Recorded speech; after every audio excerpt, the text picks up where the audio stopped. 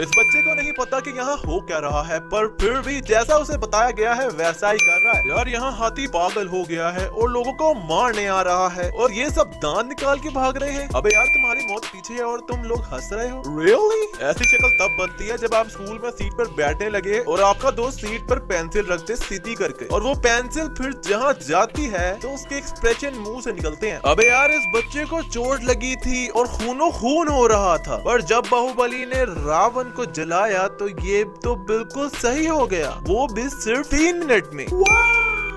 इस सीन में दिखाया गया है कि कट्टप्पा बाहर खड़ा है, पर जैसे ये लोग बाहर जाते हैं तो कट्टप्पा भी अंदर से बाहर जाता दिखाया जाता है। यहाँ पर महारानी के पांव पूरे जख्मी हैं, पर जैसे कमरे में लिटा के इसका चेकअप हो रहा होता है तो बिल्कुल सही हो जाते हैं।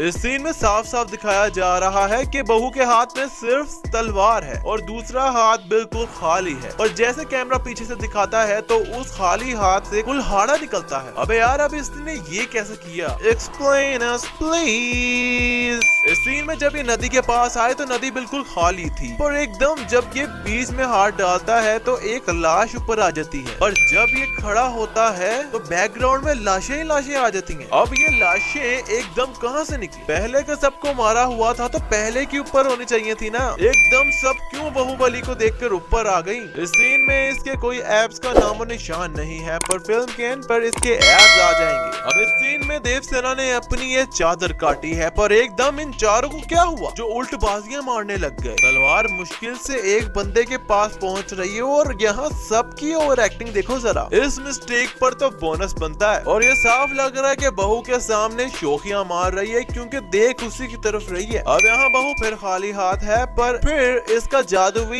एक हाथ में से निकलता कैसे है? आखिर ये करता कैसे है ये? अबे यार ये जादुई ट्रिक मुझे भी सीखनी है। इस सीन में मुझे समझ नहीं लग रही इस बंदे की कि कर क्या रहा है। ये बहू की तरफ उसे मारने आ रहा है, पर बहू दूसरे को मार रहा होता है, और फिर बहू पहले को मार के तीसरे बंदे को भी मारने लग जाता है, पर वो पीछे वाला पीछे डांस ही लगा हुआ है। अब इसने आकर मार ही दिया बहू को, तो फिर बहू ने उसे अवॉइड किया और चौथे को मारने चला गया। फिर इसने अपना छुरा पेड़ से निकाला और फिर मारने की कोशिश की, तो फिर बहू ने इस बेचारे को मारा जो कब से मरने की कोशिश कर रहा था। अबे यार मुझे एक बात समझ नहीं आ रही कि चलो माना कि इसने छुरे पेड़ पर मारे और ये छुरे उड़कर उधर चले गए, पर ये वाला क्यों उड़ा? इसे तो छुरा लगा भी नहीं। Explain us please. पेड़ गिरने से ये बंदा भी तो कट्टप्पा की तरह बच गया है ना, तो ये क्यों अचानक गिर गया?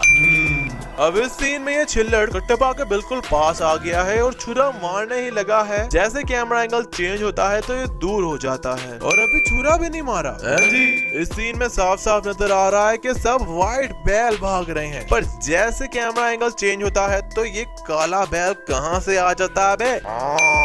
मूवी की मिस्टेक्स पसंद आई हो तो वीडियो को लाइक कर देना, और हमारे चैनल पर पहली बार आए हो तो चैनल को भी सब्सक्राइब कर लेना। मिलते हैं किसी और इंटरेस्टिंग वीडियो के साथ, तब तक के लिए बाय बाय।